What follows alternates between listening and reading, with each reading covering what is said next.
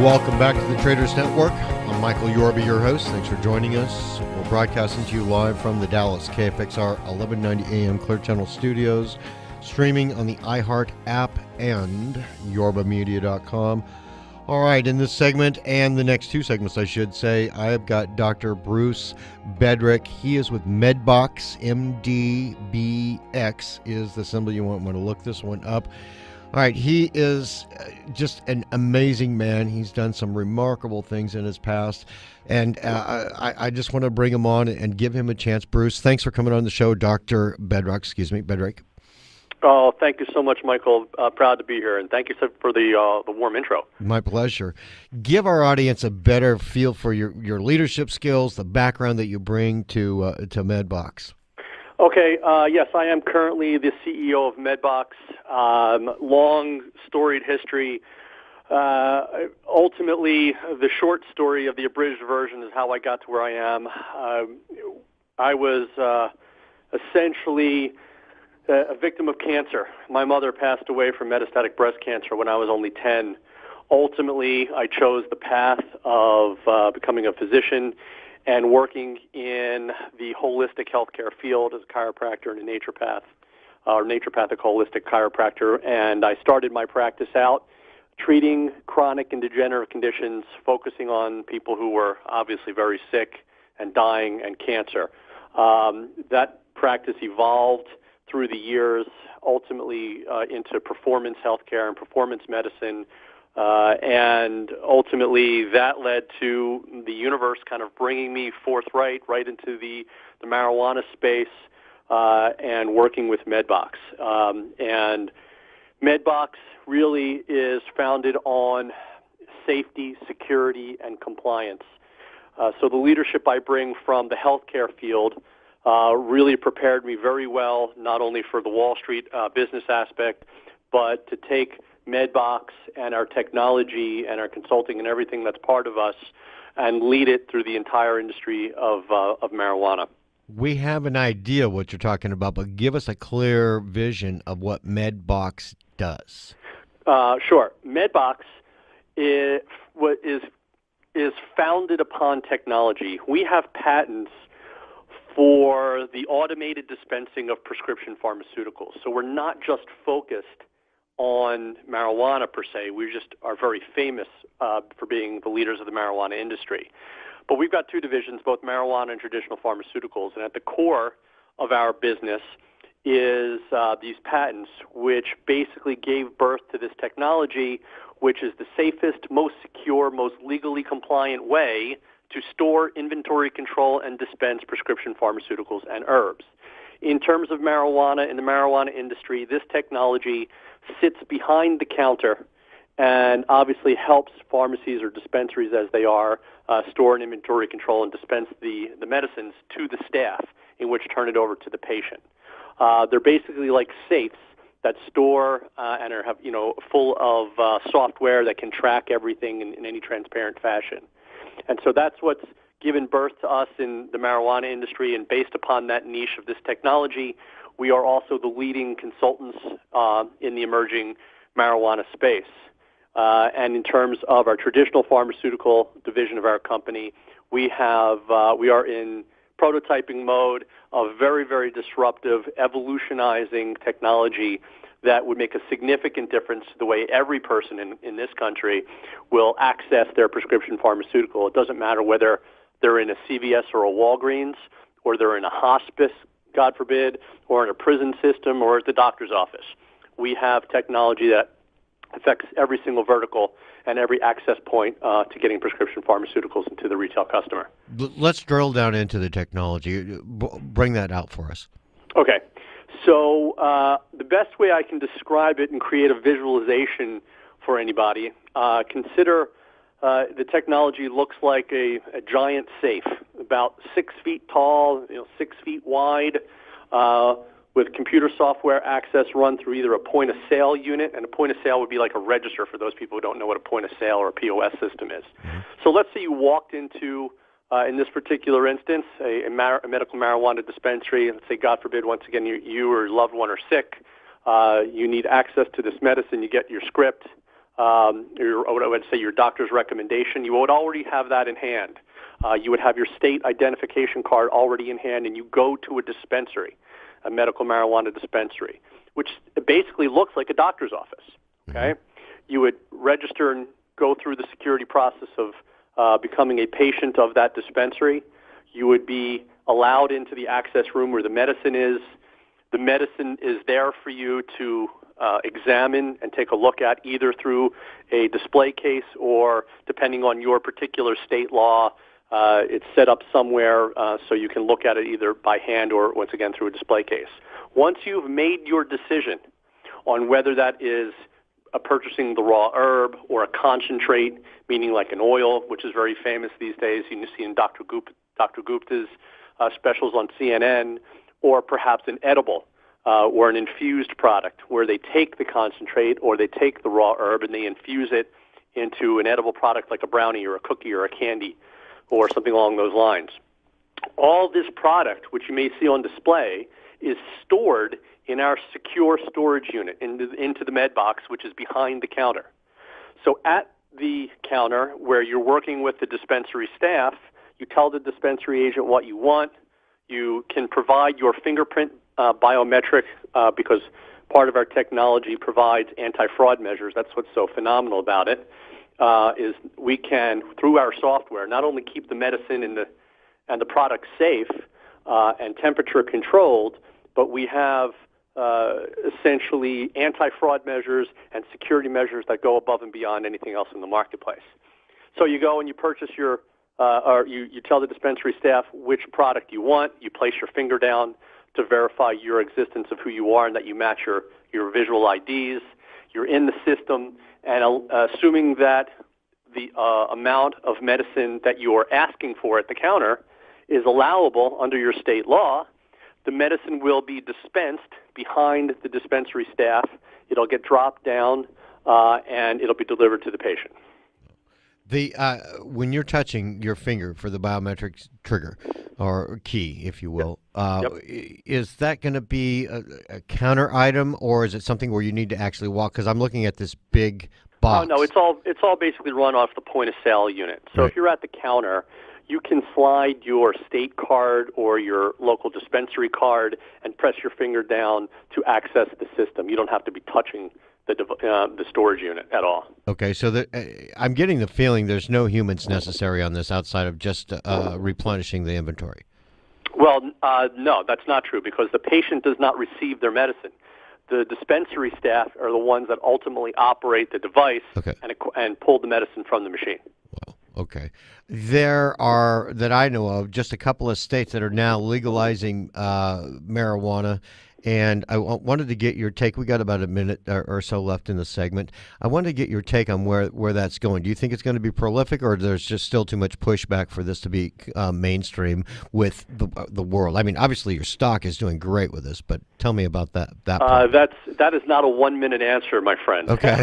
That is a 3-hour discussion, but the brief, abridged version is we are past the point of no return. All right. Pew Research Center out of D.C. has already come up with the majority of Americans supporting legalization in one form or another. And the feds, if you look at almost weekly now, are bringing out support in terms of trying to integrate the industry into our culture. So we are past the point of no return. It's going to happen, and it's going to happen everywhere. Maybe first medically, but ultimately, I believe in years to come, it will be recreational. All right. Let's do this. Let's take a break right now before we go and talk about more of what you're doing, maybe the 2013 milestones, 2014 outlook on the next segment. But please, contact information and stock symbol for our investors in the radio listening audience. Yes, the company is Medbox. The symbol is Mary David Bruce X-ray, MDBX. We are on the OTC, and our website is medbox.com. All right, and special thanks to Monk Media and 1-800-PublicRelations.com for all their PR and media support. We'll be right back with Dr. Bedrick and MDBX Medbox. Welcome back to the Traders Network. I'm Michael Yorba, your host. Thanks for listening. We are broadcasting to you live from the Dallas KFXR 1190 AM Clear Channel Studios, streaming through the iHeart app in case you'd like to use your phone to listen to our show, and also on our website, yorbamedia.com. I'm joined on the show with Dr. Bruce Bedrick, CEO of Medbox, Inc., MDBX is the symbol.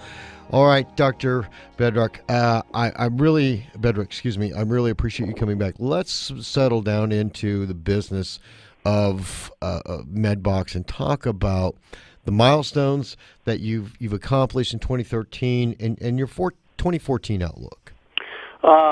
Sure. The best way to describe not only Medbox's big milestones, but they're kind of industry milestones as well.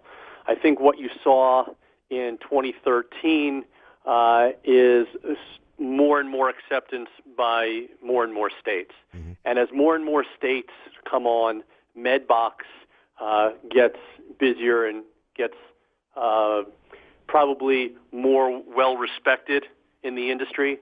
And we have more demand for our services and our product. And like I said, we don't just have the technology. We are the industry's leading consultants. We help investors, entrepreneurs, business people, and folks who want to get into the industry. We match these folks with opportunities within the marijuana industry, whether that's making applications to states or finding partnerships or joint ventures with them and bringing them opportunity, because there's a tremendous amount of opportunity in marijuana.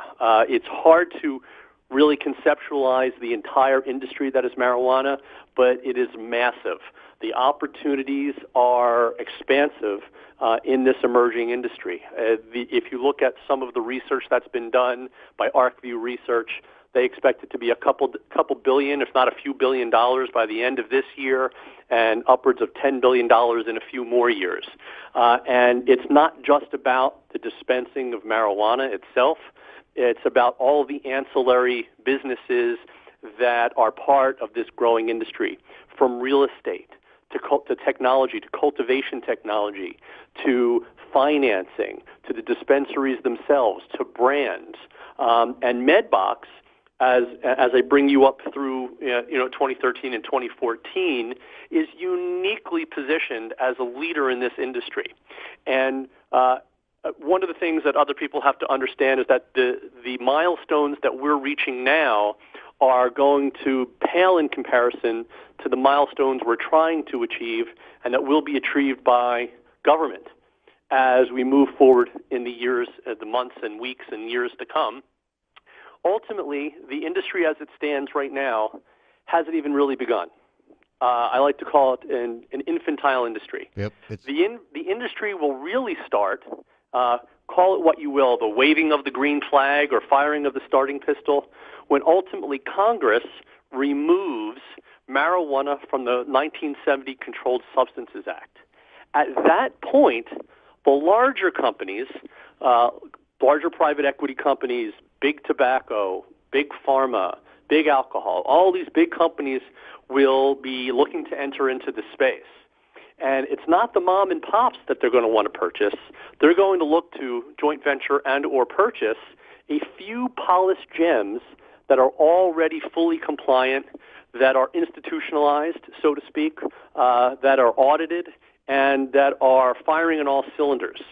We believe at Medbox that Medbox is ideally placed and growing in such a way as to become one of the few polished gems, one of the few institutionalized organizations that would be, have that opportunity from one of the larger organizations to be looked at.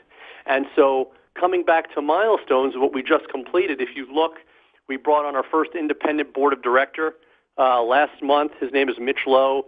Mitch was one of the founders of Netflix, and he was personally credited with growing Redbox, if anybody knows the company Redbox, from $0 to $1.5 billion. Things like that. Another huge milestone was we filed our Form 10 earlier. We are now a fully reporting company. We moved up to the bulletin board. One of the milestones that we're going to shoot for in the next year, we're looking to uplist again to a national exchange. We are one of the few companies that actually have D&O insurance for our directors. We're about to bring on another independent board of director very shortly. And so we're building this company to be an institution in this industry and moving forward. Another milestone that you have just looked at, maybe perhaps last week, is that the Department of Justice confirmed that they'd be willing to work with Congress to start the process on some level of removing marijuana from the Controlled Substances Act by taking the first step and rescheduling. Rescheduling marijuana. Currently, marijuana is what they call a Schedule I drug, which means it has no medical value. Now, I'm not going to sit and discuss the Medbox belief behind it, but if there's anybody walked, like I said, Dr. Gupta, and you saw the medical benefit to people with neurological disorders and the infants and the children with epilepsy, you would know clearly, without having to do significant research, that there is medical value to the marijuana herb.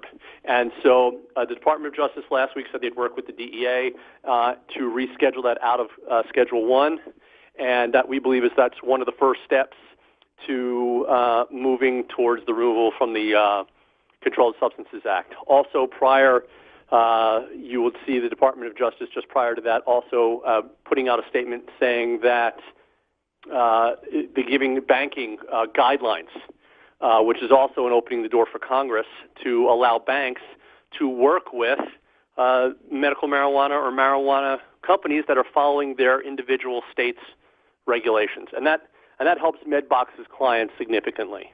As I said, part of our consulting is we help people get in business and operate dispensaries and consult with them.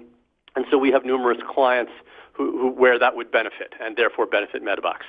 You alluded to, well, actually you said it just straight up, that you see that this is going to be moving from just a medical situation or medical conversation into recreational use. You think that that's where legislature is going to take this? Well, I think that's where the world is going to go.